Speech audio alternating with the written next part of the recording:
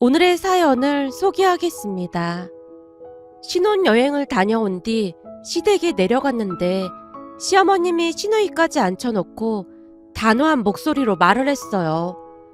동진이, 너는 앞으로 네 동생한테 돈 주고 그러면 안 되는 거다. 결혼했으니 이제부터는 네가 집안의 가장이니까 정신 똑바로 차리고 살아. 엄마, 그게 무슨 말이야? 시누이가 버럭한 채 끼어들었지만 시어머님이 시누이를 노려보며 다시 말했어요. 지금 네 입으로 그런 말이 나와? 너 지금 나이가 몇이야? 나이가 몇인데 지금까지 일도 안 하고 오빠 등이나 처먹을 생각을 하고 있어. 내가 분명히 말하지만 앞으로 네 오빠랑 새언니 힘들게 하면 그때는 너 호적에서 파버릴라니까 그런 줄 알아. 앞으로 나도 용돈 싹 다 끊을 거니까 얼른 일자리나 알아봐. 엄마, 갑자기 그러는 게 어딨어. 내가 대학을 나온 것도 아니고 취업 자리가 없는 걸 어떡하란 말이야. 누가 너한테 대학까지 말라고 했어? 네가 공부 안 해서 못 간 거 아니야. 거기다 재수한다고 해서 그렇게 뒷바라지까지 했는데 떨어졌잖아. 엄마, 세연이도 있는데 꼭 그런 말을 해야 해? 순간 시누이가 시뻘개진 얼굴로 쾅하고 문을 닫고 들어가 버렸는데요. 방 안으로 들어가고 있던 시누이 등 뒤에 대고 시어머님이 소리쳤습니다. 한 번만 더 오빠한테 돈 달라고 하기만 해봐. 동진이 너도 그래. 네가 자꾸 돈을 저버릇하니까 취업할 생각도 안 하고 저러고 있는 거 아니야. 방금도 말했지만 결혼했으면 니들 가정이 더 중요한 거야. 그러니까 한마디로 가장이 똑바로 해야 가정이 온전한 거다 그 말이야. 그렇잖아도 사돈 양반 두 분께 미안한 게 한두 가지가 아닌데 살면서 며느리 힘들게는 하지 말아야 할 거 아니야. 어머님, 저는 괜찮아요. 아니다. 결혼식 준비하는 내내 사돈 양반 두 분께서 어찌나 신경을 써주시던지 평생 잊지 못할 거다. 그러니까 동진이 너 장인 장모님 그리고 네 처한테 잘하고 살아. 나는 여기 집도 있고 농사 지어서 먹고 살만 하니까 신경 쓸 것도 없는데 저 인간이 취업도 안 하고 저러고 있어서 보통 걱정이 아니야. 내가 천년만년 살 것도 아니고 저거 인간 만들어 놓고 가야 할 텐데 큰일이다. 그러니까 동준이 너도 이참에 정신 바짝 차리고 네 동생 사람 만들 생각해.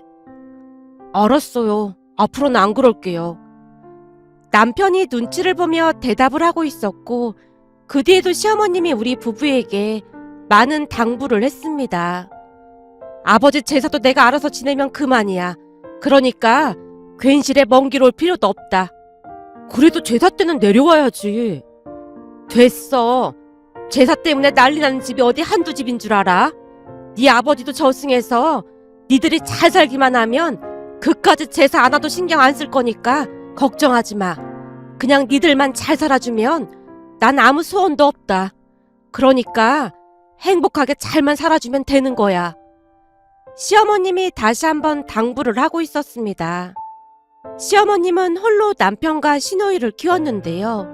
당신만 조금 힘들면 그만이지라는 생각으로 사시는 분이었어요. 그 뒤 우리는 식사를 하고 시댁에서 하룻밤을 잔 뒤 서울로 올라왔습니다. 올라가는 차 안에 참기름부터 이것저것들을 가득 실어주며 시어머님이 말을 했고요. 이 참기름 직접 짠 거니까 안 사돈 가져다 드려라.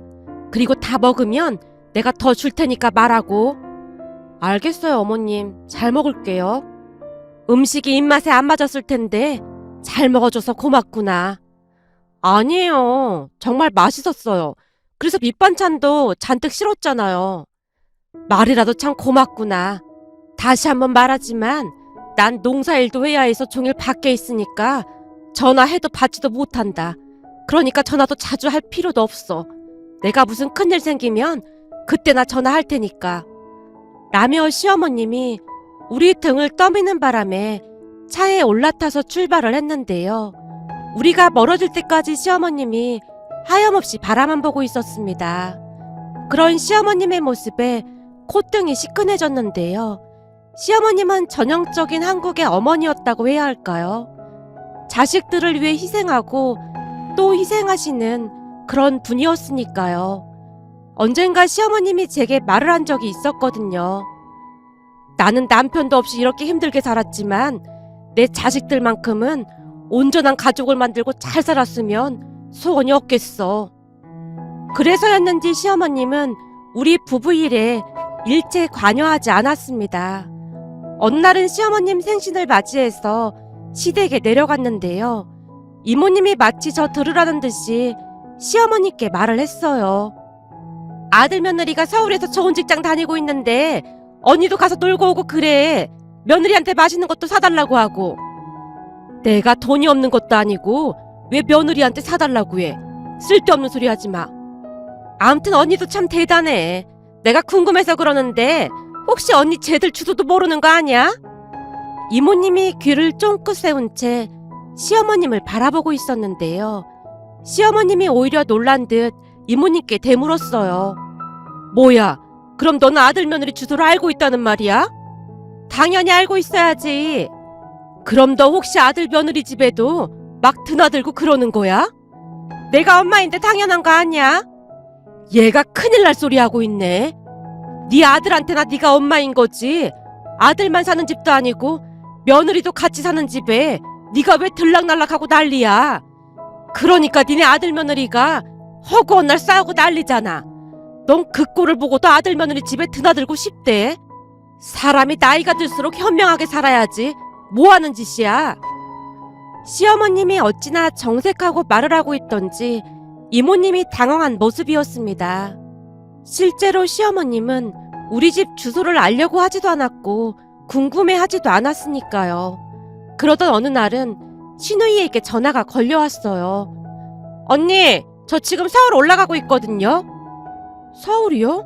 무슨 일 있는 거예요? 오빠가 결혼하고 난 뒤 엄마랑 오빠가 용돈을 한 푼도 안 주니까 내가 살아갈 방법을 찾아야 할 거 아니에요. 그래서 미용 기술이나 배워볼까 해서 서울로 올라가고 있어요. 서울에서 미용학원 다녀볼까 하고요. 그래서 말인데 당분간은 오빠 집에서 다녀야 할 것 같아요. 괜찮죠? 혹시 어머님이랑은 상의하고 올라오는 거죠? 이상한 예감이 들어 제가 급히 물었는데요. 시어머님 성격의 시누이를 그냥 올려보낼 뿐이 아니었으니까요. 제가 시어머님 이야기를 꺼내자마자 시누이가 버럭했습니다. 혹시 제가 집에서 지내는 게 싫은 거예요? 아무리 싫어도 그렇지 싫은 티를 너무 내는 거 아니에요? 아가씨, 싫은 게 아니라 어머님께 말은 하고 올라와야 하는 게 아닌가 싶어서 그렇죠. 말도 없이 올라오면 어머님께서 걱정하시잖아요. 그건 걱정하지 마세요. 도착하면 내가 엄마한테 전화할 거니까요. 암튼 한두 시간 뒤면 도착하니까 집 주소 좀 문자로 찍어주세요. 그리고 엄마한테는 내가 말할 테니까 입도 뻥끗하지 말고요. 라며 시누이가 전화를 끊어버렸어요. 퇴근 후 집에 도착을 했더니 시누이가 기다리고 있었습니다. 언니, 왜 이렇게 늦게 와요? 제가 온다고 했으면 빨리 왔어야죠. 아가씨, 저 지금 막 퇴근하고 온 거예요. 아무튼 엄마한테 연락은 안 한 거죠? 연락은 안 했어요. 우선 들어가서 어머님께 연락 먼저 드리세요. 아가씨가 갑자기 사라진 거 알면 어머님이 얼마나 놀라시겠어요. 근데 올라올 거면 말씀드리고 올라오지 왜 그냥 온 거예요? 언니 지금 사람 약 올리는 거예요? 약을 올리다니요. 생각해봐요. 내가 오빠 집에 간다고 하면 엄마가 그냥 가라고 할 사람이에요? 평소에도 며느리 무서워서 엄청 눈치 보는데 분명 못 가게 할 게 뻔하잖아요. 그러니까 우선은 올라와서 말을 하려고 했던 거죠. 그래도 어머님 걱정하실 텐데 이러면 안 되죠. 그러게 오빠가 매달 주던 용돈 줬으면 이런 일이 없었을 거 아니에요. 언니랑 결혼한 뒤로 나 완전 망했어요. 오빠도 오빠인데 엄마까지도 용돈도 안 주고 지금 내 상황이 어떤지 알긴 하는 거예요? 시누이가 잔뜩 화가 난 얼굴로 쏘아붙이고 있었기에 제가 대답을 회피한 채 엘리베이터에 올라탔습니다. 시누이가 뒤를 따라 들어왔고요. 잠시 후 집에 들어가자마자 시누이에게 다시 말을 했어요. 아가씨, 빨리 어머님께 연락드리세요. 알았어요. 저녁만 먹고 할게요. 아가씨가 안 하면 제가 전화 드릴 거니까 그렇게 아세요. 아가씨 여기 있는 거 말씀 안 드리면 나중에 저까지 곤란해진단 말이에요. 알았어요. 지금 전화하면 될 거 아니에요. 시누이가 짜증스레 말을 하고는 소파에 앉아서 시어머니께 전화를 하고 있었어요. 엄마, 나 오늘부터 집에 못 들어가니까 그런 줄 알고 있어. 엄마가 취업하라며. 취업을 뭐 그냥 하는 줄 알아? 그래서 당분간 오빠네 집에서 자격증 공부하면서 지낼 거니까 그런 줄 알고 있어. 그러게 용돈도 다 끊고 그러니까 내가 이럴 수밖에 없는 거잖아. 그 총구석에 일자리가 어딨다고 그래? 암튼 난 여기서 미용학원 다니다 취업할 거니까 그런 줄 알아. 싫어. 안 내려가. 나 절대 못 내려가. 아무래도 시어머님이 쓴소리를 한 모양으로 신우이가 막무가내로 전화를 끊어버렸습니다. 엄마는 왜 항상 나만 못마땅해 하는 거야? 하도 취업하라고 해서 하겠다는데 왜 또 뭐라고 하는 거야? 휴대폰을 들고 홀로 분풀이를 하다가는 신우이가 제게 말을 했어요. 이게 다 언니 때문이에요. 아가씨, 말이 좀 심한 것 같네요.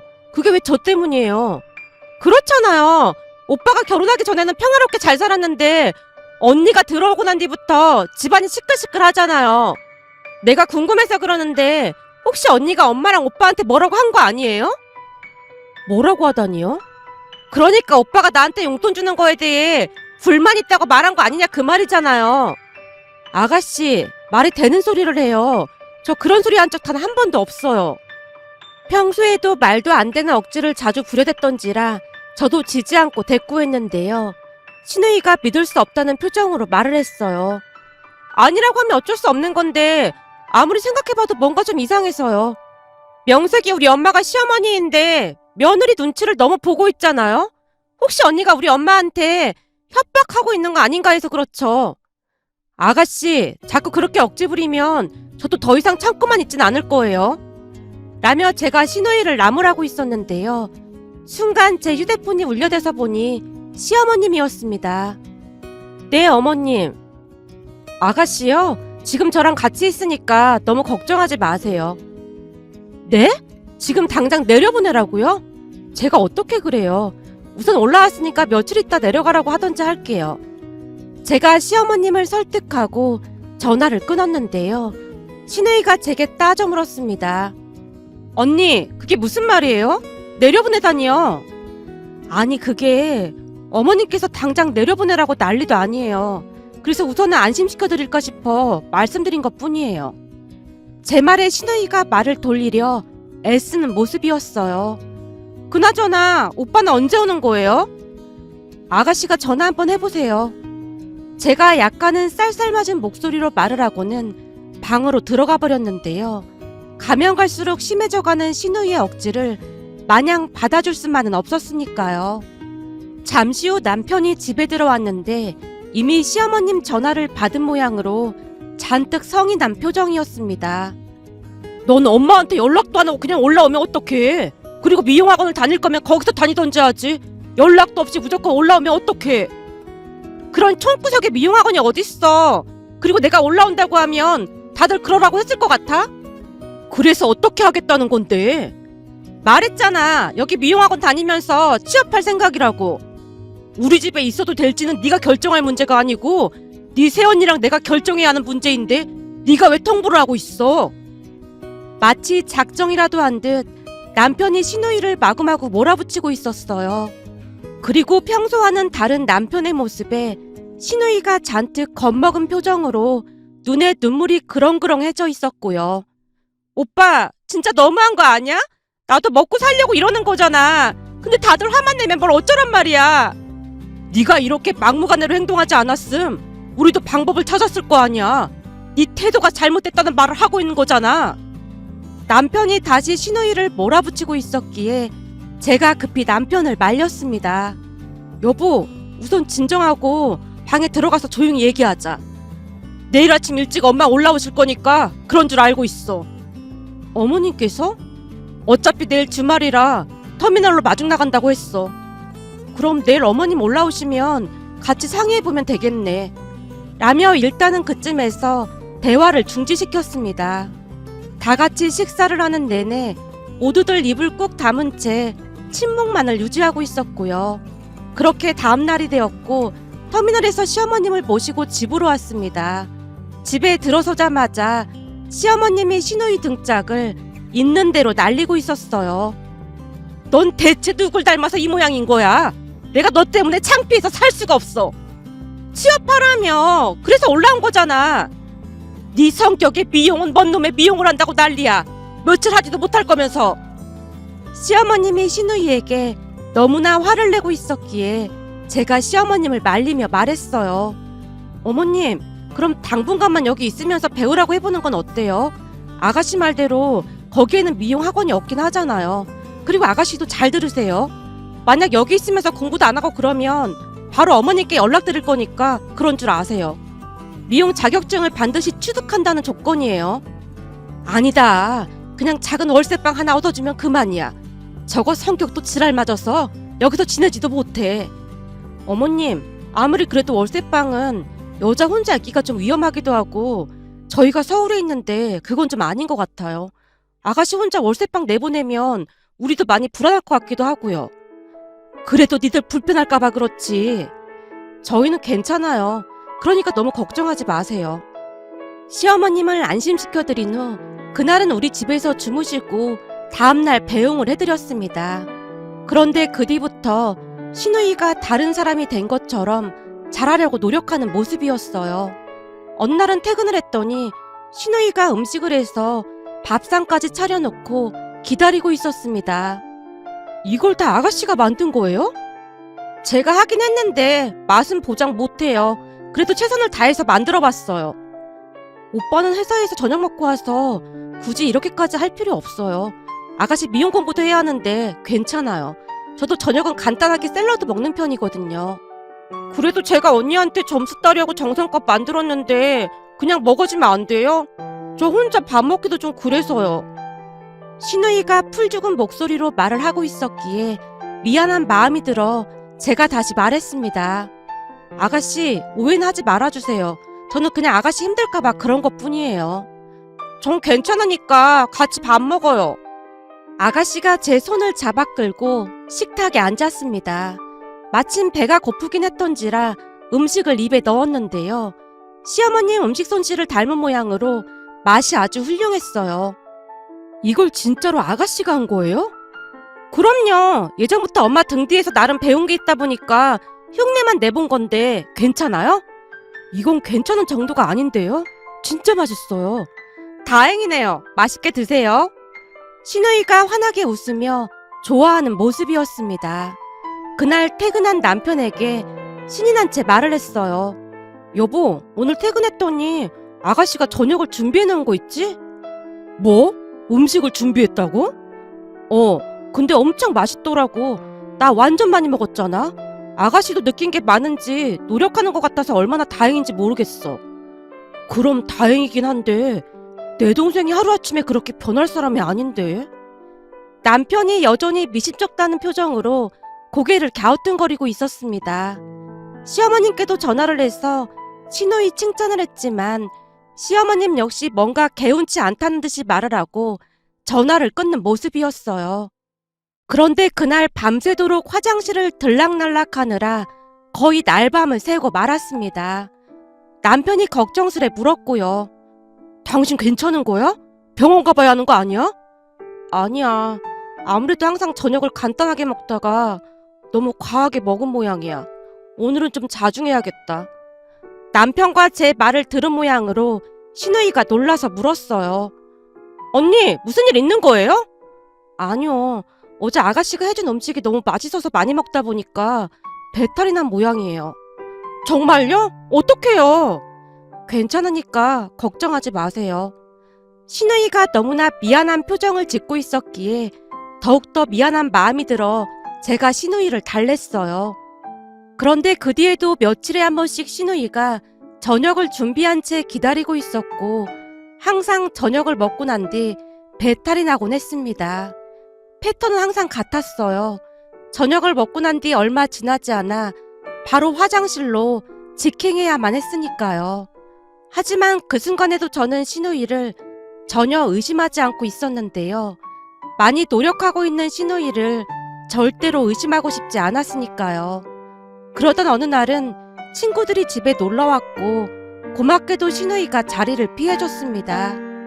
친구들과 한참을 이야기하던 중 한 친구가 제게 결혼식 사진을 구경하고 싶다고 했어요. 그때 우리 사진 잘 나왔어? 앨범 좀 가지고 와봐. 궁금하단 말이야. 알았어. 잠깐만 기다려봐. 제가 앨범을 가지고 와서 친구들 앞에서 펼쳤는데요. 앨범을 펼치자마자 친구들뿐만 아니라 같이 있던 남편의 표정이 말이 아니었습니다. 세상에나 앨범 사진 속에 있던 제 얼굴마다 누군가 검정색 볼펜으로 새카맣게 마구마구 낙서를 해놨더라고요. 한마디로 제 얼굴이 제대로 보이는 사진은 단 한 장도 없었습니다.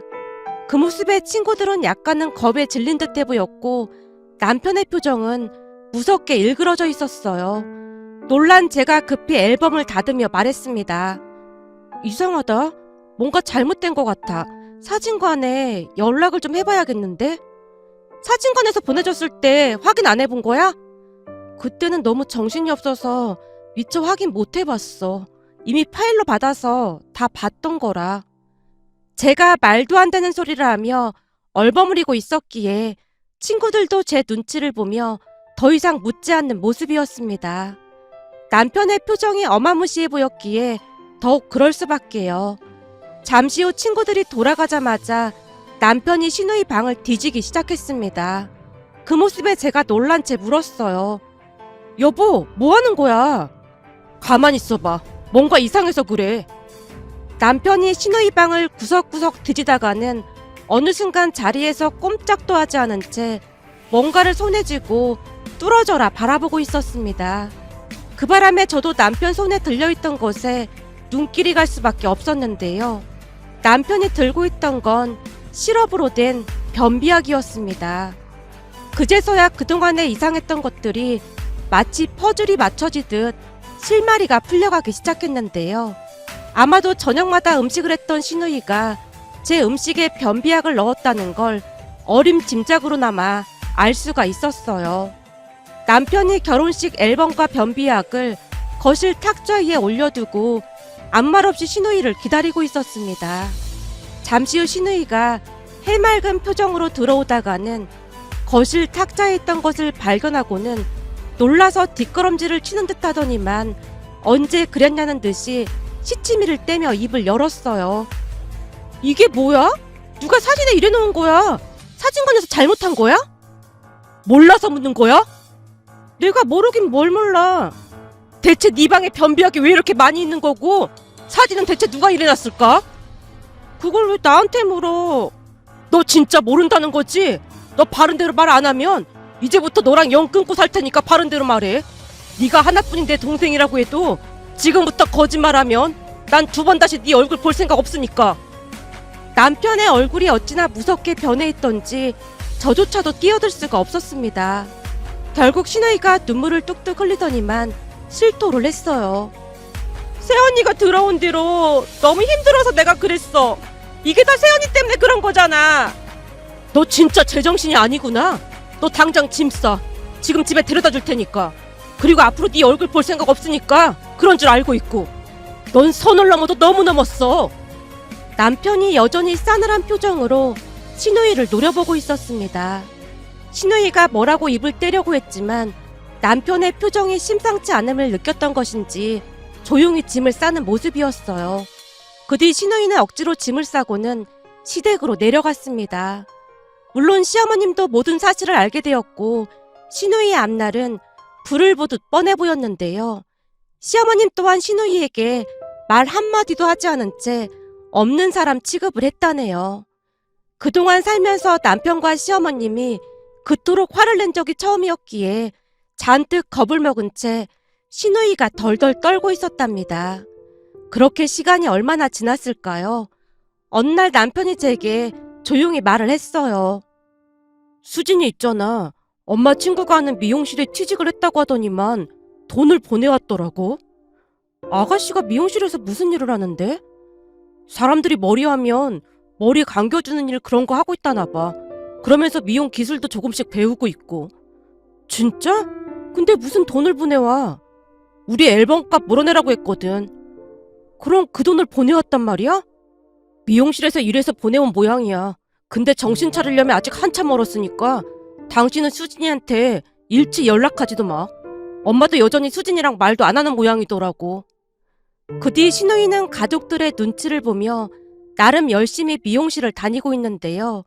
예전과는 다른 가족들의 냉랭한 모습에 잔뜩 겁을 먹은 모습이었어요.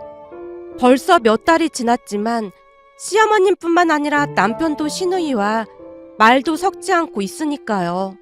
그나마 다행인 건 미용실 사장님 말에 의하면 신우이가 미용에 소질이 있는 모양으로 나름 잘 배우고 있다고 했다네요. 신우이가 어딜 가든 대부분은 한 달도 못하고 그만두곤 했다는데 이번에는 5개월도 넘게 일을 하고 있는 모습이었으니까요. 하지만 시어머님과 남편은 이번 기회에 확실하게 못된 버릇을 고쳐놓겠다며 신우이에게 여전히 냉랭한 모습이랍니다. 이번 기회를 통해 부디 신우이가 바른 모습으로 바뀌었으면 좋겠습니다.